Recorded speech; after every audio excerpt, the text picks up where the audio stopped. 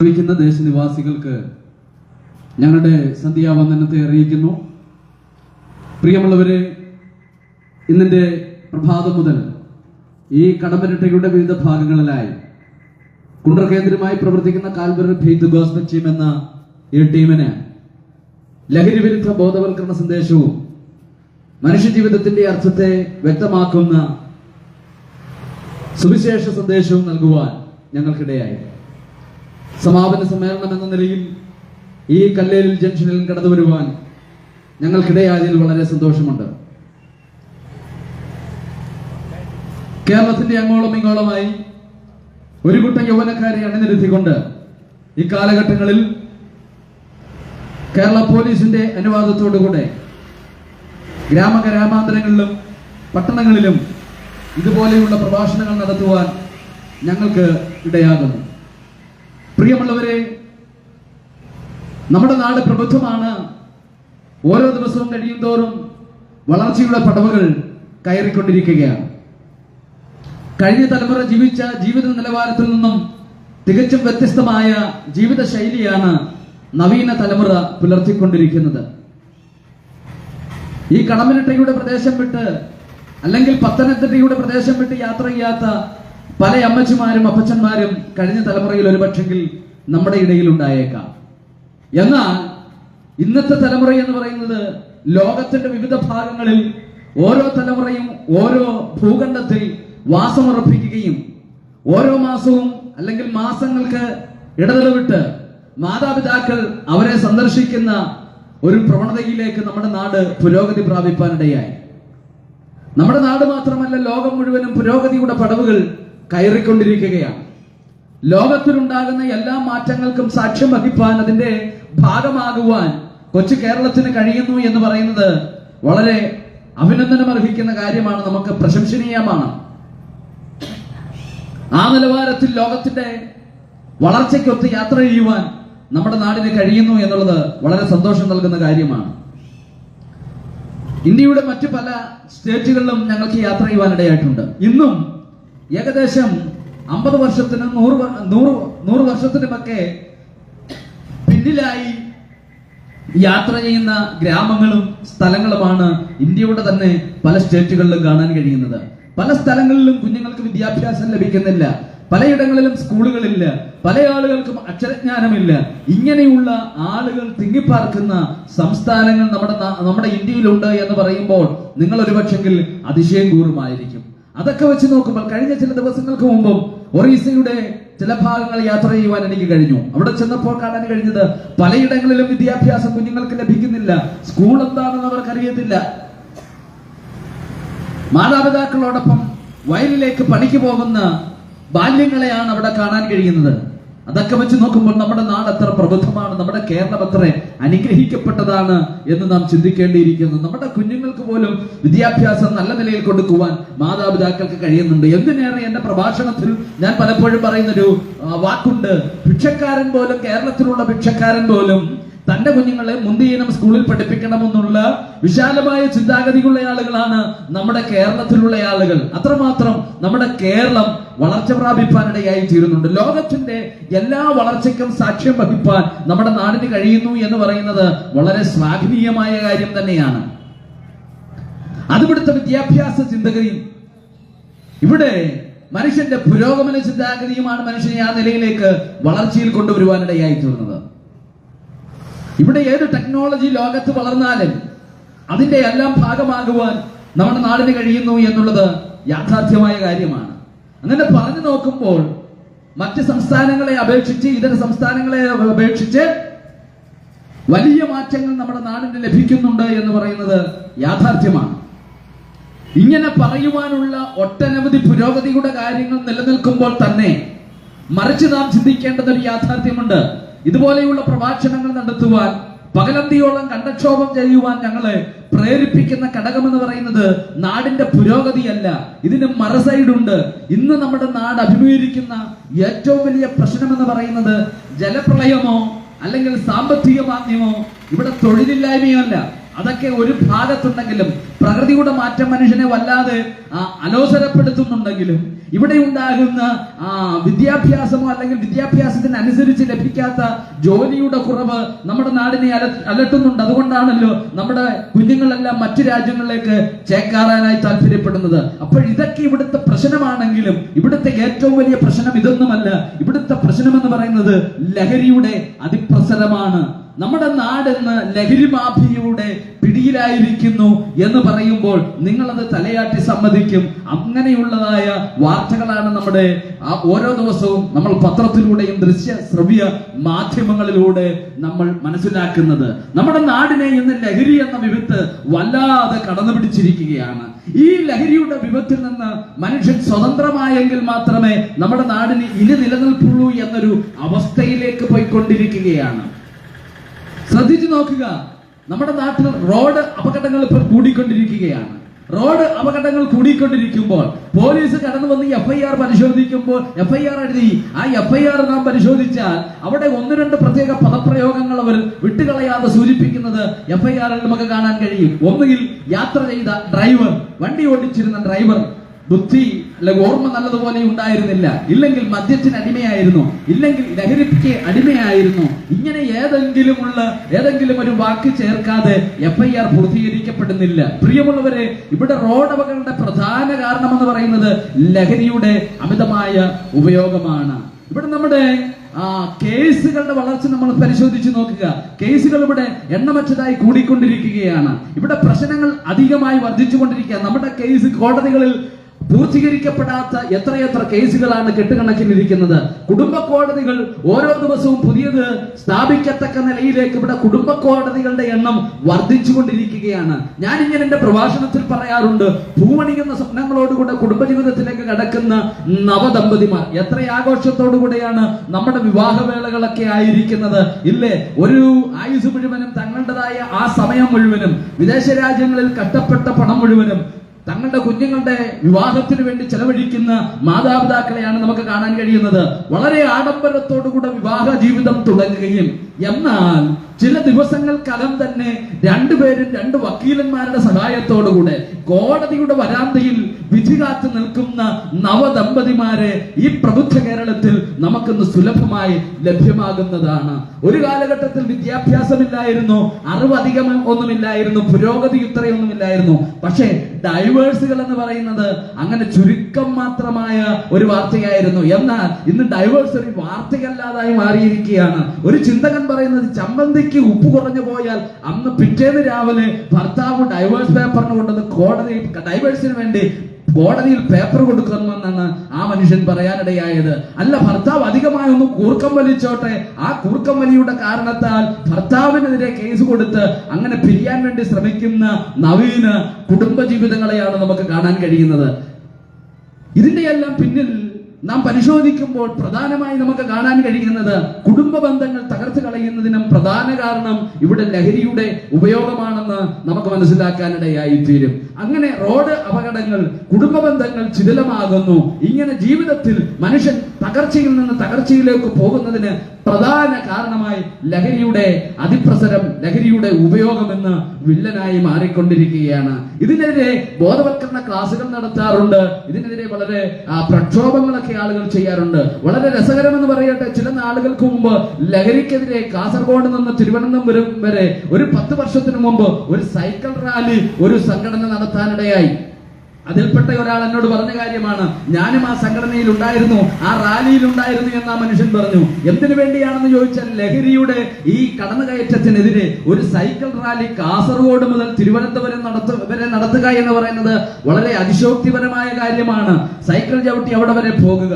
അങ്ങനെ cycle rally നടത്തിയ ഈ സഹോദരങ്ങൾ തിരുവനന്തപുരത്ത് ചെന്ന് അവരുടെ സമാപന സമ്മേളനം കഴിഞ്ഞതിന് ശേഷം ഈ സൈക്കിളുകളെല്ലാം അടുത്ത വർക്ക്ഷോപ്പിൽ കയറ്റി അതെല്ലാം പാഴ്സുകളായി പാക്ക് ചെയ്തതിന് ശേഷം ട്രെയിനകത്ത്, ഗുഡ്സിനകത്ത് ഇവർ സ്വന്തം നാട്ടിലേക്ക് സൈക്കിൾ തിരിച്ചയക്കാനിടയായി. തിരിച്ചയച്ചതിന് ശേഷം ഇത്രയും നല്ലൊരു ഒരു പ്രോഗ്രാം വളരെ ഭംഗിയായി പൂർത്തീകരിച്ചതിന്റെ സന്തോഷത്തിൽ ഈ റാലിയിൽ പങ്കെടുത്ത സഹോദരങ്ങളെല്ലാം തിരുവനന്തപുരത്തെ ഒരു ബാറിൽ കയറി നന്നായി പൂസ എന്നാണ് ആ മനുഷ്യൻ എന്നോട് പറഞ്ഞത്. എന്തിനു വേണ്ടിയാണ് അവർ പോരാടിയത്?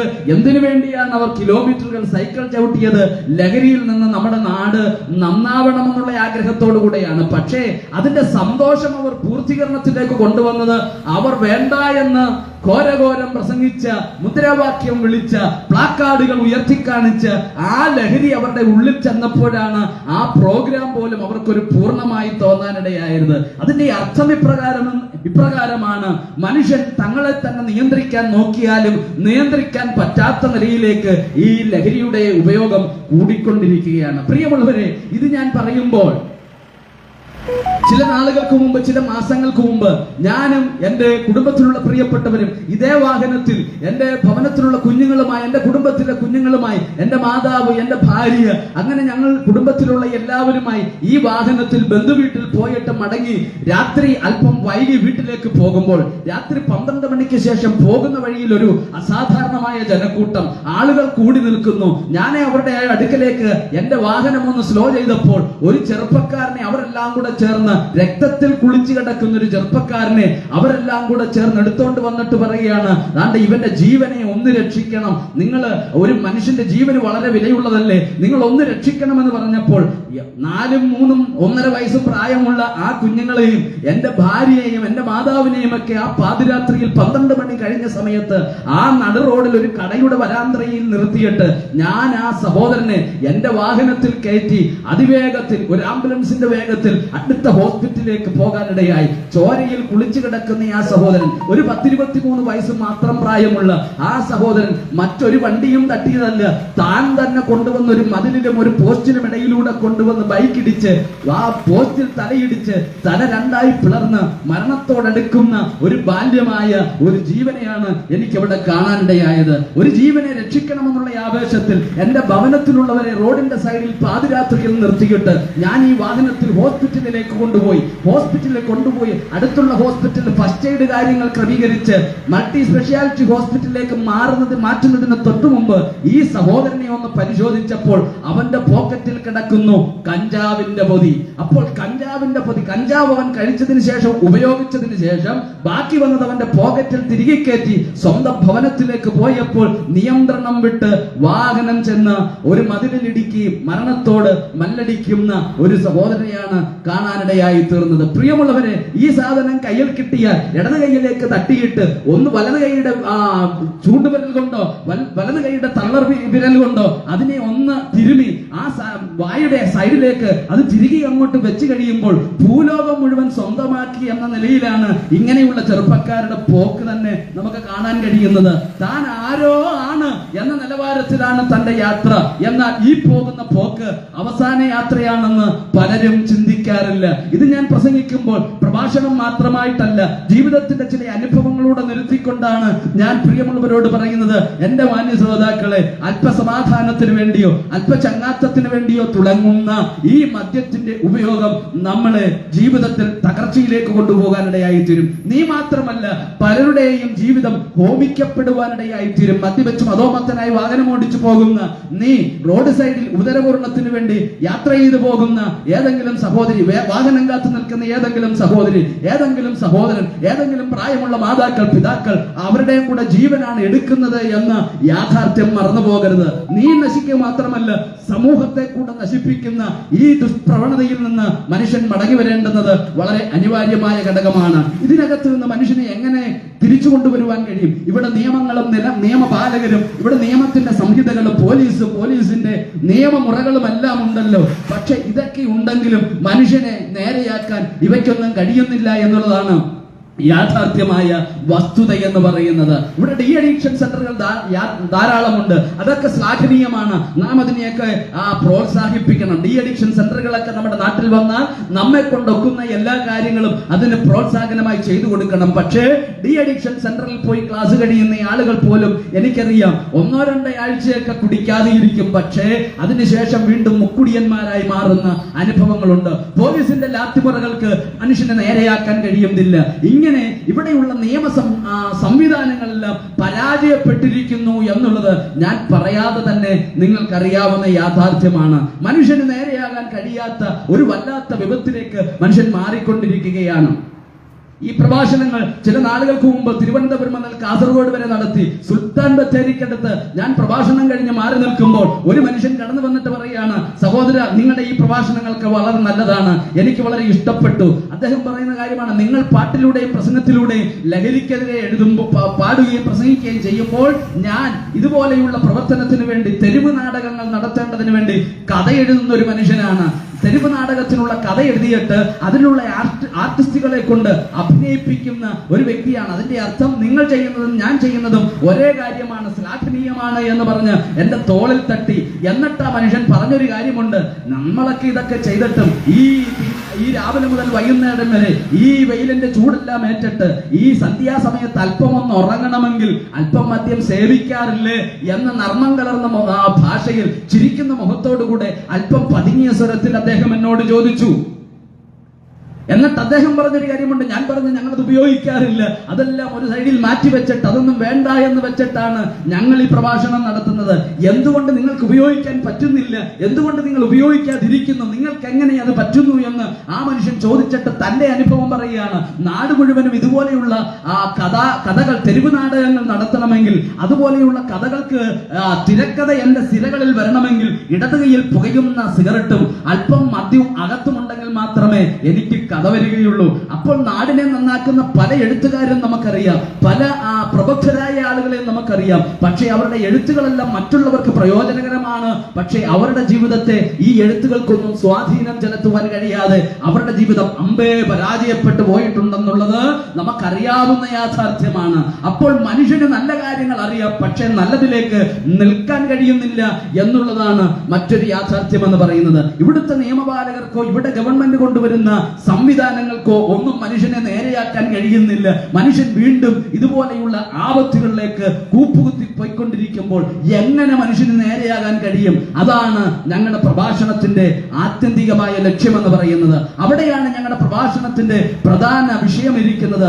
ആ വിജയത്തെ കുറിച്ച് ഞങ്ങൾ പറഞ്ഞ് എന്റെ വാക്കുകൾക്ക് വിരാമം കുറിക്കുവാനാണ് ഞാൻ താല്പര്യപ്പെടുന്നത്. ഈ ഭൂമിയിലെ ഏറ്റവും പ്രധാന ജീവി എന്ന് പറയുന്നത് മനുഷ്യനാണ്. മനുഷ്യനെ കുറിച്ചുള്ള, മനുഷ്യന്റെ സൃഷ്ടിപ്പിനെ കുറിച്ച് വ്യത്യസ്തമായ ചിന്താധാരകളുണ്ട്. അതിലെ ഏറ്റവും പ്രധാനപ്പെട്ട, സ്കൂളിൽ ഏറ്റവും നമ്മൾ പഠിച്ചുകൊണ്ടിരുന്നതാണ് ഡാർവിന്റെ പരിണാമ സിദ്ധാന്തം എന്ന് പറയുന്നത്. ആ ഡാർവിന്റെ പരിണാമ സിദ്ധാന്തം നമ്മൾ എഴുതിയില്ലെങ്കിൽ സ്കൂളിൽ ജയിച്ച് മുന്നോട്ട് പോകാൻ പറ്റത്തില്ല. പക്ഷെ കാലങ്ങൾ കഴിയുന്നതിന് മുമ്പ് തന്നെ ആ സിദ്ധാന്തം തെറ്റാണെന്ന് അടുത്ത പരിശോധനയിലൂടെ, അടുത്ത സയൻസിന്റെ വളർച്ചയിലൂടെ ഇവിടെ പ്രചരിക്കുകയും ചെയ്തു, ഇവിടെ വെളിപ്പെടുത്തുകയും ചെയ്തു. എന്നാലും പഠിച്ചു ജയിക്കണമെങ്കിൽ ഡാർവിന്റെ പരിണാമ സിദ്ധാന്തം എന്താണെന്ന് നമുക്ക് എഴുതാതിരിക്കാൻ പറ്റത്തില്ല. ഡാർവിന്റെ സിദ്ധാന്തം എന്താണ്? മനുഷ്യനായിട്ട് ആരും ഇവിടെ ഈ ഭൂമിയിൽ ഉത്ഭവിച്ചിട്ടില്ല. പിന്നെയോ മനുഷ്യന്റെ പരിണാമം ഉണ്ടായത്, മനുഷ്യനുണ്ടായതെന്ന് പറയുന്നത് കുരങ്ങിൽ നിന്നാണ്. വാലുള്ള ആ കുരങ്ങിൽ നിന്ന്, മരത്തെ ചാടി നടക്കുന്ന കുരങ്ങിൽ നിന്ന് പരിണമിച്ച് മനുഷ്യനുണ്ടായി എന്ന് പരിണാമ സിദ്ധാന്തം പറഞ്ഞുകൊണ്ടിരിക്കുമ്പോൾ ആ പരിണാമ സിദ്ധാന്തം ഡാർവിന്റെ കാലത്ത് തന്നെ തെറ്റാണെന്ന് തെളിയിക്കപ്പെട്ടു. എന്നാൽ വിശുദ്ധ ബൈബിളിൽ മനുഷ്യനെ കുറിച്ച് പറയുന്നത് ആ ദൈവം, പ്രപഞ്ചത്തിന്റെ സൃഷ്ടിതാവായ ദൈവം, പ്രപഞ്ചത്തിനെ സൃഷ്ടിച്ചതിന് ശേഷം, ഇവിടെ ചരാചരങ്ങളെ സൃഷ്ടിച്ചതിന് ശേഷം, ഇവിടെ വെളിച്ചത്തെ സൃഷ്ടിച്ചതിന് ശേഷം, ഇവിടെ ഭൂമിയെ സൃഷ്ടിച്ചതിന് ശേഷം, ഇവിടുത്തെ ആകാശത്തെ സൃഷ്ടിച്ചതിന് ശേഷം 6ാമത്തെ ദിവസം ദൈവം ചെയ്ത കാര്യം, അനന്തരം നാം നമ്മുടെ സാദൃശ്യത്തിൽ, നമ്മുടെ സ്വരൂപത്തിൽ മനുഷ്യനെ സൃഷ്ടിക്കുക. ഇതാണ് മനുഷ്യോൽപത്തിയെ കുറിച്ച്, മനുഷ്യന്റെ സൃഷ്ടിപ്പിനെ കുറിച്ച് വിശുദ്ധ ബൈബിൾ പറയുന്നത്.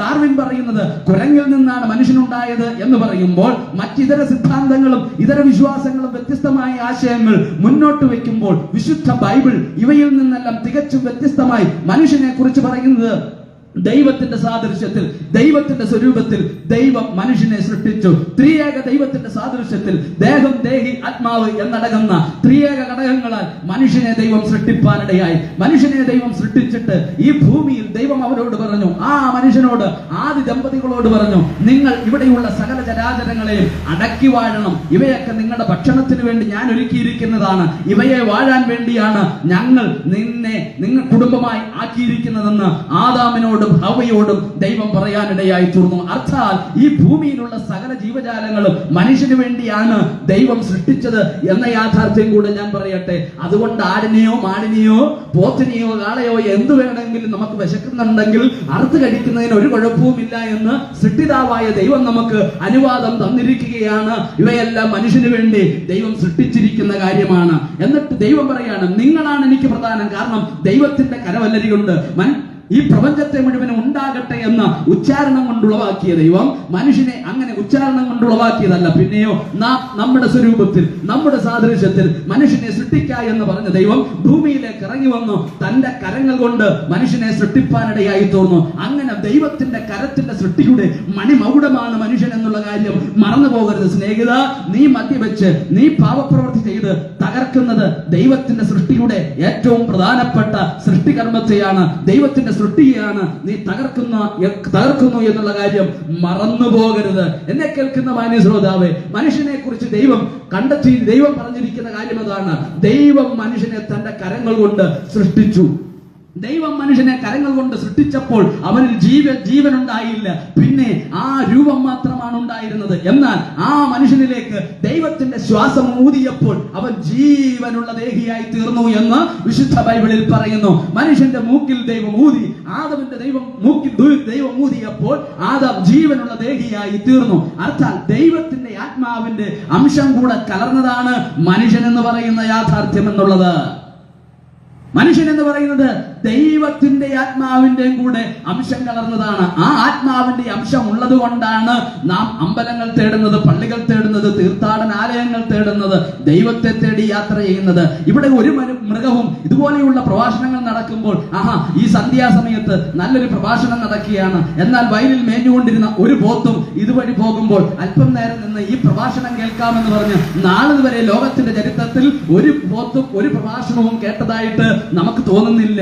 എന്തിനേറെ ഒരു പോത്തും രാവിലെ കുളിച്ചൊരുങ്ങി, സൺഡേ രാവിലെ കുളിച്ചൊരുങ്ങി ഇന്ന് പള്ളിയിലേക്ക് പോകേണ്ട ദിവസമല്ലേ എന്ന് പറഞ്ഞ് പോകാറില്ല. എന്നാൽ മദ്യവെച്ചും അധോമത്തനായി ആടിയാടി പോകുന്ന പോത്തച്ഛനും കുരിശടി കാണുമ്പോഴൊന്ന് വണങ്ങുന്നതിന്റെ അർത്ഥം എന്താണ്? ദൈവമെന്ന ചിന്ത അവന്റെ ഹൃദയത്തിനകത്തുണ്ട്, ദൈവമെന്ന യാഥാർത്ഥ്യം അവന്റെ ഹൃദയത്തിനകത്തുണ്ട്. അതുകൊണ്ട് എന്നെ കേൾക്കുന്ന ശ്രോതാവേ, മനുഷ്യന്റെ ഉള്ളിൽ ദൈവം പകർന്നിരിക്കുന്നത്, അവന്റെ ജീവനോടൊപ്പം ദൈവം പകർന്നിരിക്കുന്ന ഒരു കാര്യമാണ് ദൈവത്തിന്റെ ആത്മാവ് എന്നൊരു യാഥാർത്ഥ്യം. ഇത് നാം മറന്നു പോകരുത്. നാം നമ്മുടെ ആത്മാവിനെ നശിപ്പിച്ചാൽ, അതുകൊണ്ടാണ് വിശുദ്ധ ബൈബിൾ ആത്മഹത്യയെ എതിർക്കുന്നത്. കാരണം ജീവൻ തന്നത് ദൈവമാണ്. ആ ആത്മാവിനെ എടുക്കുവാനും ദൈവത്തിന് മാത്രമേ അനുവാദമുള്ളൂ. എന്നെ കേൾക്കുന്ന ആരെങ്കിലും ജീവിതത്തിന്റെ യാത്രകളിൽ തങ്ങളുടെ പ്രതീക്ഷകളെല്ലാം നഷ്ടപ്പെട്ടു പോയിട്ട് ഇനി ജീവിച്ചിട്ട് കാര്യമില്ല, അല്പം വിഷക്കുപ്പിയോ അല്പം മദ്യമോ അല്പം എന്തെങ്കിലും മരിക്കുവാനുള്ള സാഹചര്യങ്ങളോ ലഭിച്ചിരുന്നു എന്ന് ചിന്തിക്കുന്ന ആരെങ്കിലും എന്നെ കേൾക്കുന്നുണ്ടെങ്കിൽ, മാന്യ സ്നേഹിത, നിന്റെ ജീവനെ എടുത്തു കളയുവാൻ നിനക്ക് അനുവാദമില്ല. നിന്റെ ജീവനെ എടുക്കാൻ ഒരാൾക്ക് മാത്രമേ അനുവാദമുള്ളൂ. അത് നിനക്ക് ജീവൻ തന്ന സർവശക്തനായ ദൈവത്തിന് മാത്രമേ അനുവാദമുള്ളൂ. എന്നെ കേൾക്കുന്ന പ്രിയമുള്ളവരെ, അങ്ങനെ നമ്മുടെ ജീവിതത്തെ മനുഷ്യൻ ഈ ഭൂമിയിൽ ജീവനുള്ള ദേവിയാക്കി മനുഷ്യനെ സൃഷ്ടിച്ചു. അവന്റെ ഉള്ളിൽ ദൈവത്തിന്റെ ആത്മാവിനെ ദൈവം പകരാനിടയായി തീർന്നു. ആ ആത്മാവിന്റെ ഉത്തരവാദിത്വം ദൈവത്തിനുള്ളതാണ്. ദൈവം അത് തിരിച്ചെടുക്കുമ്പോഴും അതിനെ സൂക്ഷിച്ച് ദൈവം ഏത് ഉദ്ദേശത്തോടു കൂടെ മനുഷ്യനെ ഈ ഭൂമിയിലേക്ക് ആക്കിയോ ആ ഉദ്ദേശം സഫലമാക്കുക എന്നുള്ളതാണ് നമ്മുടെ മേലുള്ള ദൗത്യമെന്ന് പറയുന്നത്. ഇതുപോലെയുള്ള പ്രഭാഷണങ്ങൾ പലയിടങ്ങളിൽ ഞങ്ങൾ നടത്തുമ്പോൾ ഇങ്ങനെയൊക്കെ കണ്ടക്ഷോഭം ചെയ്യേണ്ട കാര്യമുണ്ടോ? ഇതിന്റെയൊക്കെ വല്ലതും അർത്ഥമുണ്ടോ? ഇതിനൊക്കെ വല്ലോ മാറ്റമുണ്ടോ എന്നൊരു പക്ഷെങ്കിൽ എന്നെ കേൾക്കുന്ന പ്രിയപ്പെട്ടവർ ചിന്തിച്ചേക്കാം. പ്രിയമുള്ളവരെ, ചില നാളുകൾക്ക് മുമ്പ് ഒരപ്പനും മകനും കൂടെ ഒരുമിച്ചിരുന്ന് മദ്യപിക്കുകയാണ്. പിതാവിന്റെ മദ്യത്തിന്റെ ഉപയോഗം കാരണം ഭാര്യ തന്നെ വിട്ടുപോയി. ഇളയ മകനെയും കൂട്ടിക്കൊണ്ട് തന്റെ ഭാര്യ തന്റെ വീട്ടിലേക്ക് മടങ്ങിപ്പോയി. മൂത്ത മകനും പിതാവും കൂടെ ഒരുമിച്ച് മദ്യപിച്ച് ശീലിച്ച് മുന്നോട്ട് പോകുക.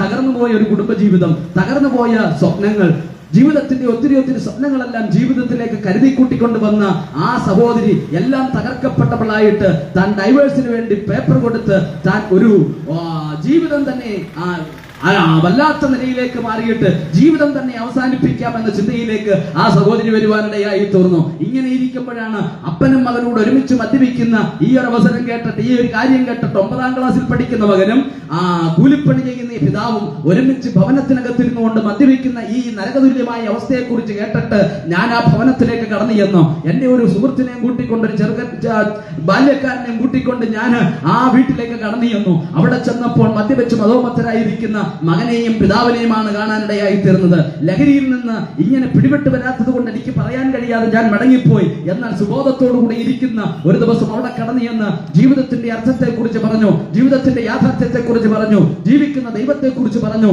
ആ കാര്യങ്ങളൊക്കെ പറഞ്ഞപ്പോൾ തലയാട്ടി സമ്മതിച്ചു. പക്ഷേ അവരുടെ പ്രവണത അവർ വീണ്ടും തുറന്നുകൊണ്ടേയിരുന്നു. പലവട്ടം ഞാൻ ആ ഭവനത്തിൽ കടന്നു ചെന്നു. മൂന്നോ നാലോ പ്രാവശ്യം ആ ഭവനത്തിൽ കടന്നു ചെന്നതിന് ശേഷം ഒരു പ്രാവശ്യം ഞാൻ അവിടെ കടന്നു ചെന്ന് അവസാനമായി കടന്നു ചെന്നിട്ട് പറഞ്ഞൊരു കാര്യമുണ്ട്, സഹോദര, ഇനി ഞാൻ കടന്നു വരുന്നത് നിന്നെ ഇതുപോലെ സുവിശേഷം പറഞ്ഞ് മാനസാന്തരപ്പെടുത്താനായിരിക്കത്തില്ല, നിന്റെ ഒരു ശുശ്രൂഷ ചെയ്യാനായിരിക്കും ഞാനിവിടെ വരുന്നത് എന്ന് ദൈവദത്തമായി എന്റെ നാവിൽ വരികയും ഞാനത് പറഞ്ഞിട്ട് പോകുവാനും ഇടയായി തീർന്നു. അതിനുശേഷം ഞാൻ മറ്റൊരു സ്റ്റേറ്റിലേക്ക് പോകേണ്ടെന്ന ആവശ്യമുണ്ടായിരുന്നത് കൊണ്ട് ഞാൻ മറ്റൊരു സ്റ്റേറ്റിലായിരിക്കുമ്പോൾ എന്റെ ഒരു സുഹൃത്ത് ഒരു പത്രക്കടലാസ് എന്റെ കോപ്പി എനിക്ക് അയച്ചു തന്നു. ഞാൻ ആരോട് സുവിശേഷം പറഞ്ഞു, ആ പിതാവ് ലോകത്തിൽ നിന്ന് അകാല മരണം പ്രാപിപ്പാനിടയായി. പ്രിയമുള്ളവരെ, മകനുമൊത്ത് മദ്യപാനം നടത്തിയ പിതാവ് ആ മദ്യം തന്നെ ജീവിതത്തിൽ നിന്ന് തകർത്ത് ഈ ലോകത്തിൽ നിന്ന് തന്നെ ഇല്ലാതെയാക്കാനിടയായി. പിതാവിന്റെ അകാലമായ വേർപാടിൽ നടുങ്ങിപ്പോയ 9ാം ക്ലാസ്സുകാരനായ മകൻ, അവന്റെ ജീവിതം തകർന്നു, അവന് പ്രതീക്ഷകൾ നഷ്ടപ്പെട്ടു, അവന്റെ തെറ്റിനെ കുറിച്ച് അവന് ബോധ്യം വന്നു. ഞാൻ മടങ്ങി വന്ന് അവനെ തേടി അവന്റെ വീട്ടിൽ കടന്നു എന്ന് അവനോട് വീണ്ടും യേശുവിനെ കുറിച്ച് പറഞ്ഞു.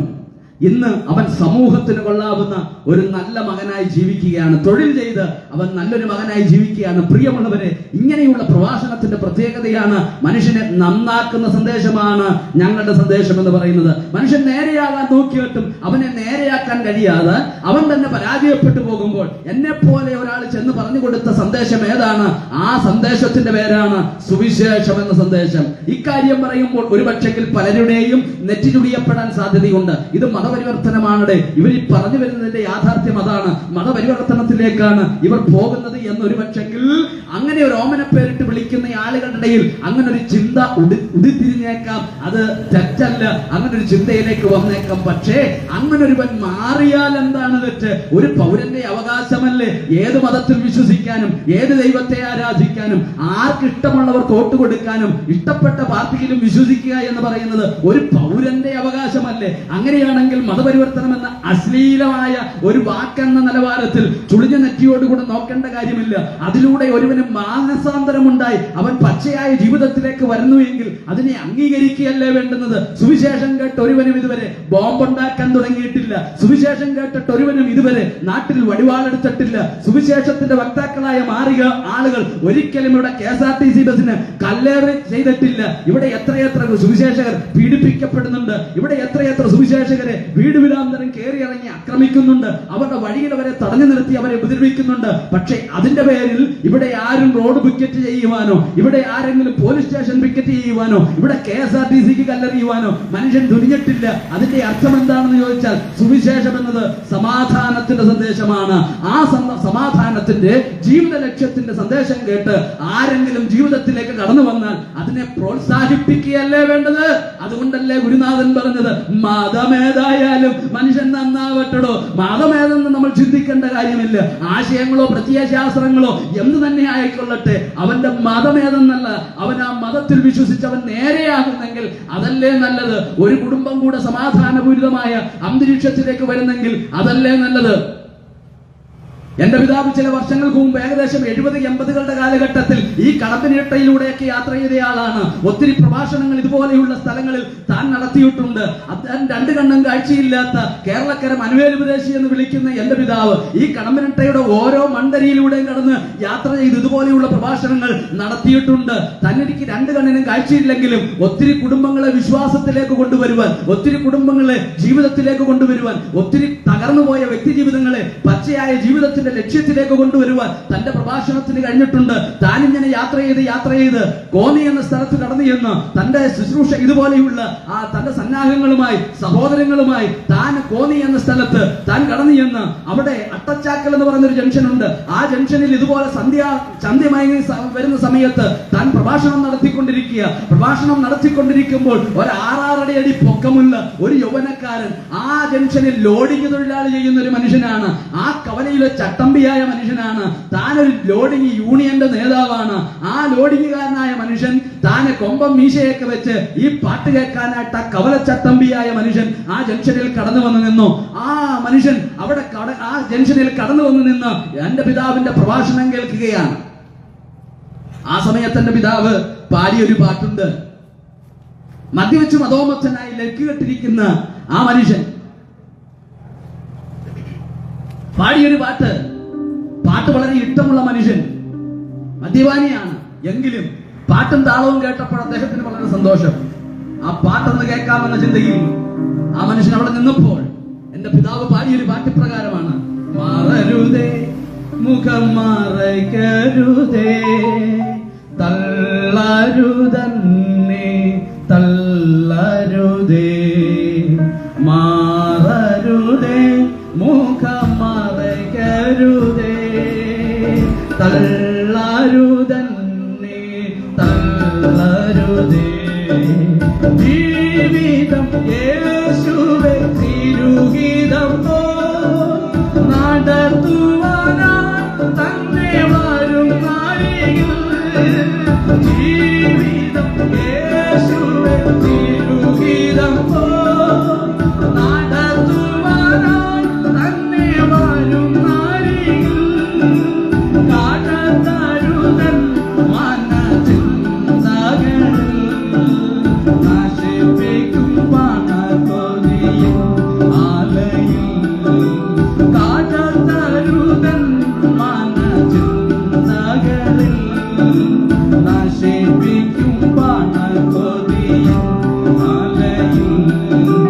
മാറരുതേ മുഖം മറയ്ക്കരുതേ, തള്ളരുതന്നെ തള്ളരുതേ, മാറരുതേ മുഖം മറയ്ക്കരുതേ, തള്ളരുതന്നെ തള്ളരുതേ.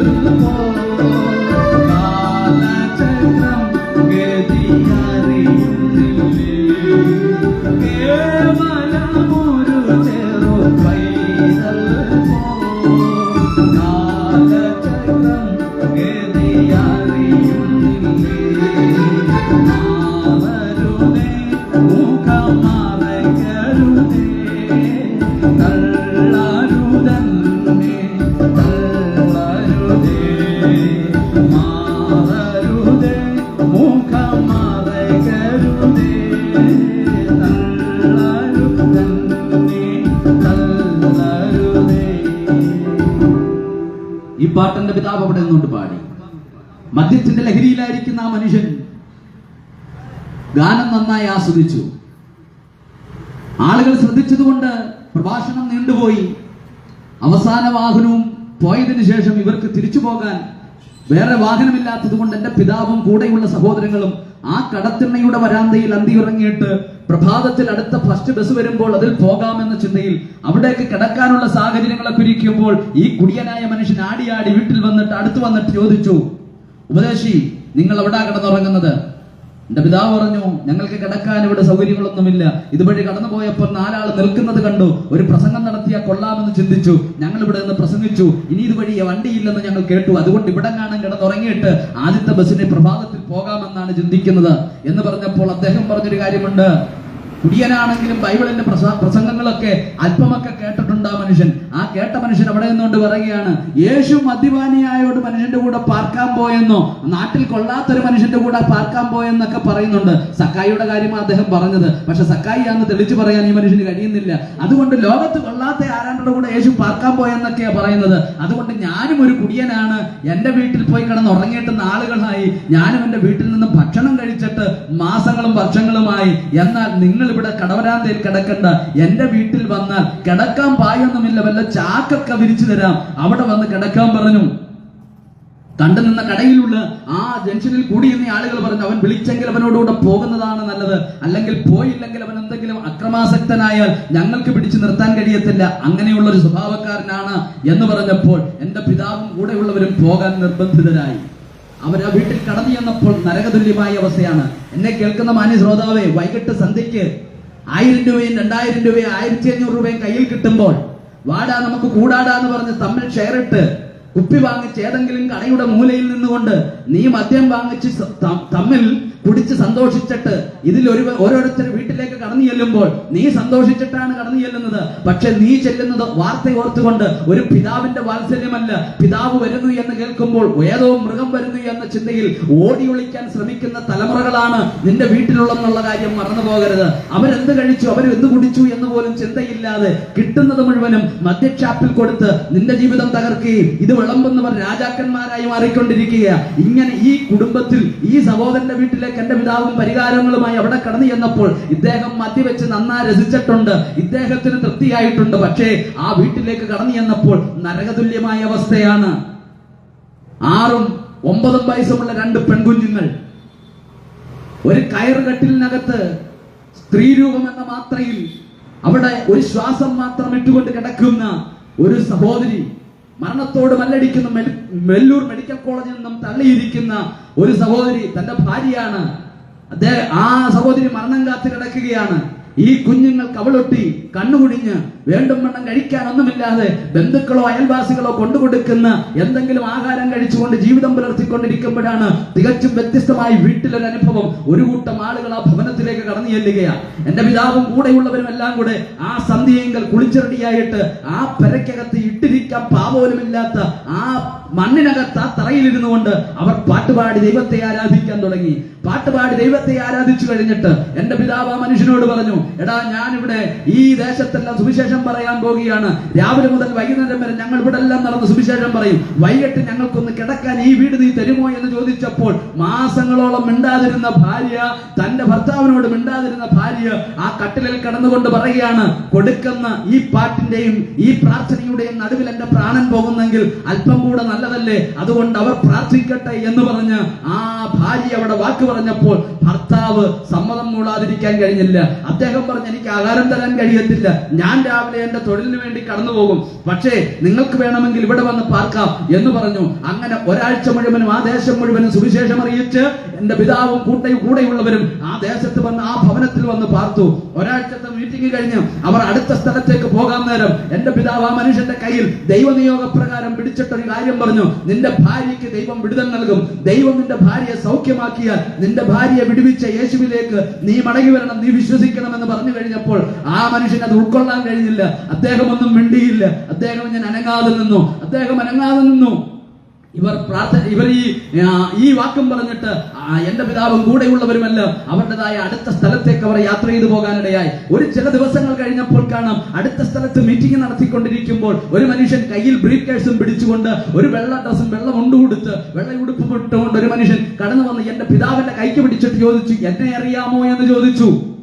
ആ ചോദ്യത്തിന് മുന്നിൽ പപ്പ പറഞ്ഞു, പരിചയമുള്ള സ്വരമാണ്, പക്ഷേ ആളിനെ ഇങ്ങനെ ഇവിടെ കാണാൻ ഇവിടെ വരുമെന്ന് എനിക്കൊരു പ്രതീക്ഷയുമില്ല, പരിചയമുള്ള സ്വരമാണെന്ന് പറഞ്ഞു. അപ്പോൾ ആ മനുഷ്യൻ പറഞ്ഞൊരു കാര്യമുണ്ട്, സംശയിക്കേണ്ട കാര്യമില്ല, പരിചയമുള്ള സ്വരമാണെങ്കിൽ ആ പരിചയമുള്ള വ്യക്തി തന്നെയാണ് വന്നിരിക്കുന്നത് എന്ന് പറഞ്ഞു. എന്നിട്ട് അദ്ദേഹം പറഞ്ഞൊരു കാര്യം, ഒരാഴ്ചക്കകത്ത് നടന്ന കാര്യം എന്താണെന്ന് ആ മനുഷ്യൻ വിശദീകരിക്കാൻ തുടങ്ങി. അദ്ദേഹം പറഞ്ഞു, നിങ്ങൾ യാത്ര പറഞ്ഞ് വീട്ടിൽ നിന്ന് ഇറങ്ങിയപ്പോൾ തന്നെ ഞാനും യാത്ര പറഞ്ഞ് വീട്ടിൽ നിന്ന് ഇറങ്ങി. എന്റെ കൂടെയുള്ള ആളുകൾ അച്ചൻകോവിലേക്ക് എന്നെ ലോഡിങ്ങിന് വേണ്ടി കൊണ്ടുപോയി. ഞങ്ങൾ ലോഡിങ്ങിന് വേണ്ടി പോയിട്ട് മടങ്ങി വരുന്ന സമയത്ത് ഏകദേശം 3-4 ദിവസം കഴിഞ്ഞ് ഞാൻ മടങ്ങി വീട്ടിലേക്ക് വരുമ്പോൾ കോന്നിയിൽ ഇറങ്ങി നന്നായി മദ്യവെച്ചിട്ട് ഞാൻ വീട്ടിലേക്ക് വരുമ്പോൾ അദ്ദേഹം മദ്യവെക്കുന്നതിനകത്ത് ഒരു കാരണമുണ്ട്.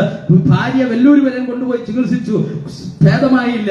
ഈ കുഞ്ഞുങ്ങളെ എങ്ങനെ വളർത്തും, ജീവിതം എങ്ങനെ മുന്നോട്ട് പോകും എന്ന ചിന്ത തന്നെ ഒരു മുക്കുടിയനാക്കി മാറ്റി. അങ്ങനെ ഭവനത്തിലേക്ക് കടന്നു വരുമ്പോൾ നരകയാതനകളെ കുറിച്ച് അറിയണ്ടാലോ എന്ന ചിന്തയിൽ ആ മനുഷ്യൻ നന്നായി മദ്യവെച്ചിട്ട് വീട്ടിലേക്ക് കടന്നു വരുമ്പോൾ അന്നത്തെ കാലത്തൊക്കെ ഈ പ്ലാസ്റ്റിക് കുടത്തിനകത്ത് ആ വെള്ളം പേറിക്കൊണ്ട് പോകുന്ന ഒരു പരിപാടിയുണ്ട്, വീട്ടിലേക്ക് വെള്ളം എടുക്കുന്ന പരിപാടിയുണ്ട്. ഒരു സഹോദരി വീടിന്റെ റോഡ് സൈഡിലുള്ള ഒരു പൈപ്പിൽ നിന്ന് വെള്ളം പിടിച്ച് ഏണത്ത് വെച്ചിട്ട് ഒരു ബക്കറ്റിനകത്ത് വെള്ളം കയ്യിൽ തൂക്കി പിടിച്ചുകൊണ്ട് തന്റെ ഭവനത്തിലേക്ക് പോവുകയാണ്. ഒറ്റനോട്ടത്തിൽ തനിക്ക് മനസ്സിലായത് തന്റെ ഭാര്യയുടെ അനുജത്തിയാണ് എന്നത് എനിക്ക് തോന്നാനിടയായി. വീട്ടിലേക്ക് കടന്നു വന്ന് തന്റെ സാരികസാരയിലേക്ക് ചാഞ്ഞിരുന്നുകൊണ്ട് സിഗരറ്റ് വാങ്ങിച്ച് വലിച്ചുകൊണ്ടിരിക്കുമ്പോൾ മക്കളെ വിളിച്ചിട്ട് ചോദിച്ചു, നിന്റെ അമ്മ എന്തിയെ, ഇവിടെ എപ്പോൾ വന്നു, അനുജത്തി എപ്പോൾ വന്നെന്നാണ് ചോദിക്കുന്നത്. നിന്റെ അമ്മ എന്തിയെ എന്ന് ചോദിച്ചപ്പോൾ പറഞ്ഞു, അമ്മയാണ് ഇപ്പോൾ ഞങ്ങൾക്ക് സ്കൂളിൽ പോകാനുള്ള ആഹാരം വെച്ച് തരുന്നത്, അമ്മയാണ് ഞങ്ങൾക്ക് ഈ കാര്യങ്ങളൊക്കെ ചെയ്തു തരുന്നത്, അമ്മ ഇപ്പോൾ കട്ടിലിൽ കിടക്കത്തില്ല, അമ്മ എഴുന്നേറ്റ് ഞങ്ങൾക്ക് വേണ്ടുന്നതെല്ലാം ചെയ്തു തരുമെന്ന് പറഞ്ഞു.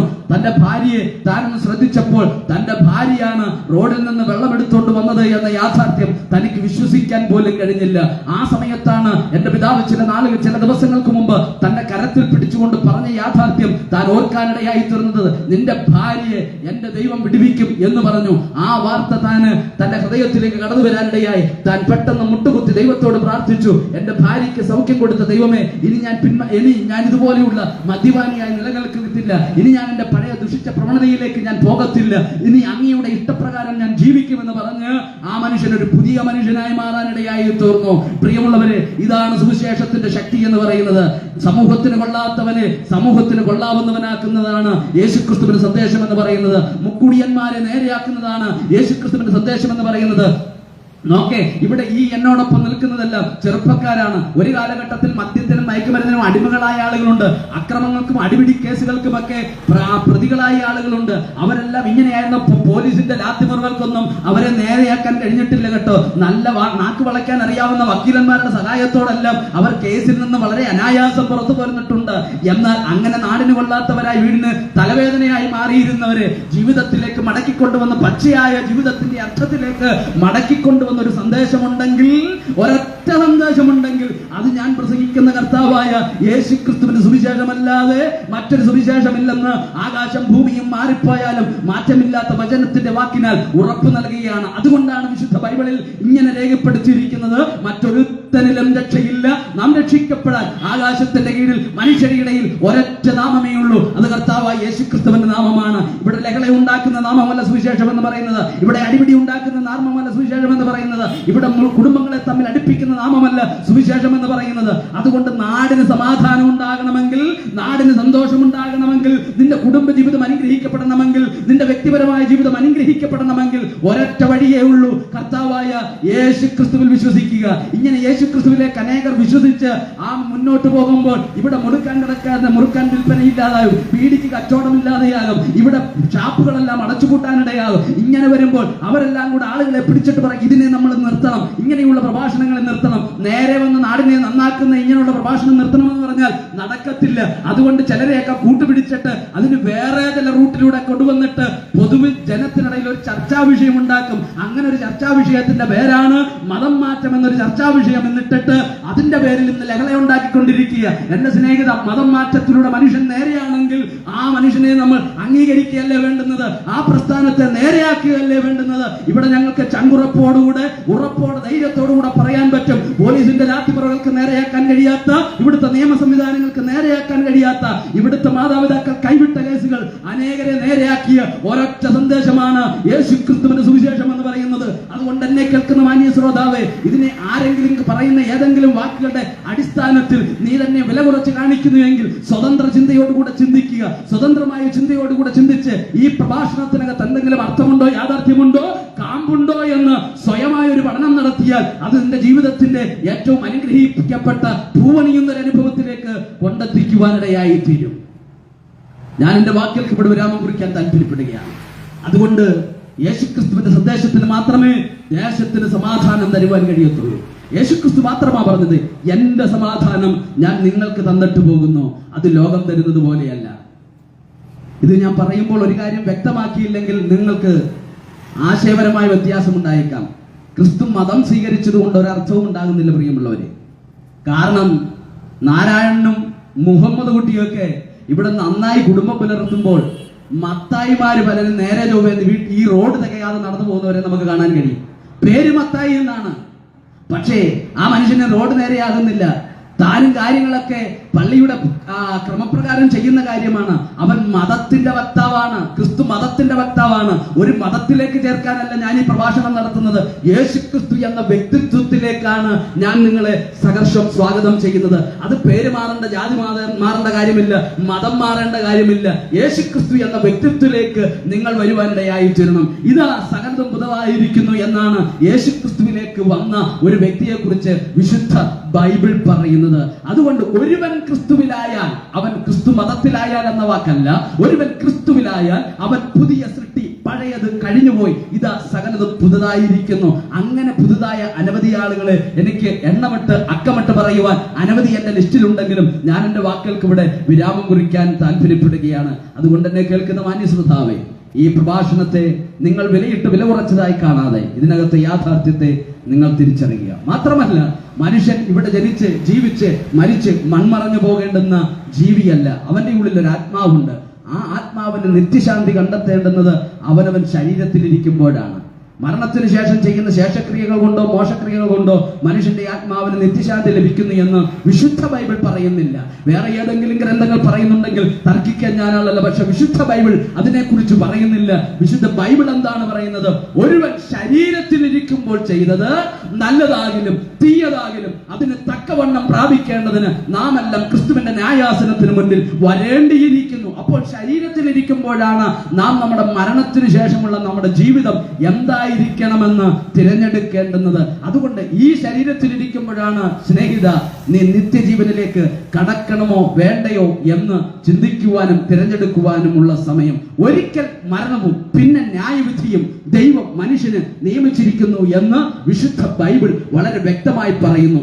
മരണം എന്നത് യാഥാർത്ഥ്യമാണെങ്കിൽ, മരണത്തെ വിശ്വസിക്കുന്നുവെങ്കിൽ, ഒരിക്കൽ മരിക്കും എന്നുള്ളത് യാഥാർത്ഥ്യമാണെങ്കിൽ അടുത്ത പദം പറയുന്നത് നമ്മൾ വിശ്വസിക്കേണ്ടിയിരിക്കുന്നു. വിശുദ്ധ ബൈബിൾ പറയുകയാണ്, ഒരിക്കൽ മരണവും പിന്നെ ന്യായവിധിയും ദൈവം മനുഷ്യന് വേണ്ടി നിയമിച്ചിരിക്കുന്ന കാര്യമാണ്. അതിൽ നിന്ന് മാറുവാൻ ആർക്കും ആവതല്ല. പ്രിയമുള്ളവരെ, ഇവിടെ എന്ത് തെറ്റ് ചെയ്താലും കയ്യിലിരിക്കുന്ന പണത്തിന്റെ ബലം കൊണ്ട്, നാവ് വളയ്ക്കാൻ അറിയാവുന്ന വക്കീലിന്റെ ബലം കൊണ്ട് നമുക്ക് നിയമത്തിന്റെ പഴുതുകൾ ഉപയോഗിച്ച് രക്ഷപ്പെടാൻ കഴിയും. എന്നാൽ സകലതിനെയും ഉള്ളതുപോലെ അറിയുന്ന ഒരു വിശുദ്ധ കോടതിയുണ്ട് എന്ന് വിശുദ്ധ ബൈബിൾ പറയുന്നു. അവന്റെ സിംഹാസനം ന്യായാസനമെന്ന് വിശുദ്ധ ബൈബിൾ പറയുന്നു. ആ വിശുദ്ധ വചനത്തിനു മുന്നിൽ, ആ വിശുദ്ധ വ്യക്തിയുടെ മുൻപിൽ, ആ ന്യായാസനത്തിനു മുന്നിൽ മറനിൽപ്പാനും മാറി നിൽക്കാനും വക്കാലത്ത് പറഞ്ഞ് രക്ഷപ്പെടാനും ആർക്കും കഴിയത്തില്ല. നാം ചെയ്ത പ്രവൃത്തിക്കനുസരിച്ച് നമുക്ക് ന്യായവിധി ഉണ്ടാകും. അതുകൊണ്ട് പ്രിയമുള്ളവരെ, മരണത്തിലൂടെ രക്ഷപ്പെടാമെന്ന് ആരും ചിന്തിക്കേണ്ട. മരണത്തിൽ നിന്ന് രക്ഷപ്പെടുന്നതിന് മുമ്പ് നിന്റെ ജീവിതം, നിത്യജീവനെ നീ സ്വായത്തമാക്കുക. മനുഷ്യന്റെ ഉള്ളിൽ ഒരാത്മാവുണ്ട്, അവന്റെ ഉള്ളിൽ ഒരു നിത്യജീവനുണ്ട്. ആ നിത്യജീവനിലേക്ക് ഞങ്ങൾ നിങ്ങളെ ഹാർദവമായി സ്വാഗതം ചെയ്യുകയാണ്. യേശുക്രിസ്തുവിലേക്ക് ഞങ്ങൾ നിങ്ങളെ സ്വാഗതം ചെയ്യുകയാണ്. ഇതുവരെ ഞങ്ങളെ കേട്ട എല്ലാ മാന്യ ശ്രോതാക്കൾക്കും ഞങ്ങൾ നന്ദി പറയുകയാണ്. സ്വയം ഒരു വിചിന്തനത്തിന് വിധേയമാകുക. സ്വയമായി നമ്മെ തന്നെ ഒന്ന് ശോധന ചെയ്യുക. ഒരു വലിയ ദൈവപ്രവൃത്തി നിങ്ങളുടെ കുടുംബങ്ങളിൽ ഉണ്ടാകാനിടയായി തീരട്ടെ. ഞാൻ പറഞ്ഞ ആ കുടിയനായ മനുഷ്യൻ എൻ്റെ പിതാവിനോടൊപ്പം യാത്ര ചെയ്തു. അദ്ദേഹം ഇന്ന് ലോകമറിയപ്പെടുന്ന നല്ലൊരു സുവിശേഷകനാണ്. ഫേസ്ബുക്കിലും യൂട്യൂബിലും നിങ്ങൾ അടിച്ചു കൊടുത്താൽ, ലോഡിക്ക് പാപ്പച്ചൻ എന്ന് പറഞ്ഞ് അടിച്ചു കൊടുത്താൽ നിങ്ങൾക്കും ആ വ്യക്തിയുടെ പ്രഭാഷണങ്ങൾ കേൾക്കാനിടയായി തീരും. ഒരു കാലഘട്ടത്തിൽ കോന്നി, അട്ടച്ചാക്കൽ ജംഗ്ഷനിലും കോന്നിയിലും ഒരു ചട്ടമ്പിയായി മാറിയിരുന്ന, നാട്ടുകാർക്ക് കൊള്ളാത്ത മനുഷ്യനായിരുന്ന ഈ വ്യക്തിത്വം ഇന്ന് ലോകത്തിന്റെ വിവിധ ഭാഗങ്ങളിൽ യാത്ര ചെയ്ത് തന്നെ രക്ഷിച്ച യേശുക്രിസ്തുവിനെ കുറിച്ച് പ്രസംഗിച്ചു കൊണ്ടിരിക്കുകയാണ്. ആ വ്യക്തിയെ മാറ്റിമറിച്ച ദൈവത്തിന്റെ ശക്തി ഇന്നും കുറഞ്ഞു പോയിട്ടില്ല. ആ ദൈവം നിങ്ങളെയും നിങ്ങളുടെ കുടുംബങ്ങളെയും അനുഗ്രഹിക്കാൻ മതിയായ ദൈവമാണ്. ആമേൻ. ആ ദൈവത്തിലേക്ക് ഞങ്ങൾ നിങ്ങളെ ഹാർദവമായി സ്വാഗതം ചെയ്യുകയാണ്. ആമേൻ. സ്തോത്രം. ഹല്ലേലൂയ. ഒരു വലിയ ദൈവപ്രവൃത്തി നിങ്ങളുടെ കുടുംബങ്ങളിൽ ഉണ്ടാകട്ടെ. ആമേൻ. ഒരു വലിയ ദൈവപ്രവൃത്തിക്ക് വേണ്ടി നമ്മെ തന്നെ ഒരുക്കാം. ആമേൻ. സ്തോത്രം. ഹല്ലേലൂയ. പ്രിയമുള്ളവരെ, നമ്മുടെ ജീവിതത്തിൽ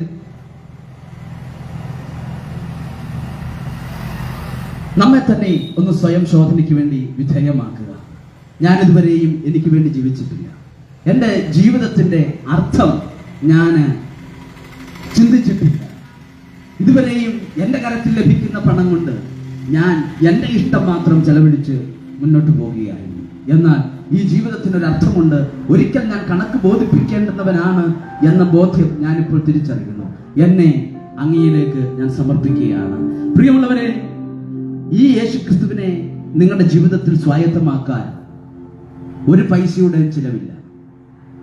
അതിനുവേണ്ടി ഒരു സീസൺ കാത്തിരിക്കേണ്ടെന്ന സമയമില്ല. യേശുവിനെ എനിക്ക് സ്വീകരിക്കണമെന്ന് ആഗ്രഹമുണ്ട്, പക്ഷെ ഇപ്പോഴതിന്റെ സീസൺ അല്ലല്ലോ. ആ സീസൺ വരട്ടെ എന്ന് പറഞ്ഞാൽ അങ്ങനെ കാത്തിരിക്കേണ്ടുന്ന ഒരു വ്യക്തിത്വമല്ല യേശുക്രിസ്തു എന്ന് പറയുന്നത്. നാം ഇരിക്കുന്ന ഇരിപ്പിടത്തിൽ, നാം ഇരിക്കുന്ന സ്ഥലത്ത് ഇറങ്ങി വരുന്ന, നാം അങ്ങോട്ട് ചെല്ലേണ്ട നമ്മുടെ അടുക്കിലേക്ക് ഇറങ്ങി വരുന്നവനാണ് യേശുക്രിസ്തു എന്ന് പറയുന്നത്. അവൻ സർവ്വവ്യാപിയാണ്. അവൻ സ്നേഹത്തിന്റെ ദാതാവാണ്. അവൻ സർവശക്തനായ ദൈവമാണ്. അവൻ നമ്മെ പുതുതാക്കാൻ മതിയായ ദൈവമാകിയാൽ ആ ദൈവത്തിലേക്ക് ഞങ്ങൾ നിങ്ങളെ ഹാർദവമായി സ്വാഗതം ചെയ്യുകയാണ്. ഞാൻ എന്റെ യേശുവിന്റെ അടുക്കിലേക്ക് കടന്നു ചെന്നാൽ എനിക്ക് താല്പര്യമുണ്ട്, പക്ഷേ എന്നെ യേശു ഉൾക്കൊള്ളുമോ, എന്നെ സ്വീകരിക്കുമോ എന്നൊരു ചിന്ത വേണ്ട. അവൻ ദൈവം നിന്നെ ഉൾക്കൊള്ളാൻ മതിയായ ദൈവമാണ്. സ്ത്രീയാണെങ്കിലും പുരുഷനാണെങ്കിലും, പ്രായമുള്ള വ്യക്തിയാണെങ്കിലും പ്രായം കുറഞ്ഞ വ്യക്തിയാണെങ്കിലും, ലിംഗവ്യത്യാസം കർത്താവായ യേശുക്രിസ്തുവിന്റെ അടുക്കലില്ല. സകലരെയും ഒരുപോലെ സ്നേഹിക്കുന്ന യേശുക്രിസ്തുവിലേക്ക് ഹാർദവമായി സ്വാഗതം ചെയ്തുകൊണ്ട് പ്രാർത്ഥന ആവശ്യപ്പെടുന്ന ആരെങ്കിലും ഞങ്ങളുടെ അടുക്കിലേക്ക് കടന്നു വരാൻ നിങ്ങൾ താല്പര്യപ്പെടുന്നുവെങ്കിൽ നിങ്ങൾക്ക് വേണ്ടി പ്രാർത്ഥിപ്പാനും ഞങ്ങൾ സന്നദ്ധരാണ്. സർവശക്തനായ ദൈവം നിങ്ങളെ അനുഗ്രഹിക്കട്ടെ എന്ന വാക്കുകളോടുകൂടെ ഞാൻ എന്റെ വാക്കുകൾക്ക് ഇവിടെ വിരാമം കുറിക്കുകയാണ്. ദൈവം നമ്മെ അനുഗ്രഹിക്കും.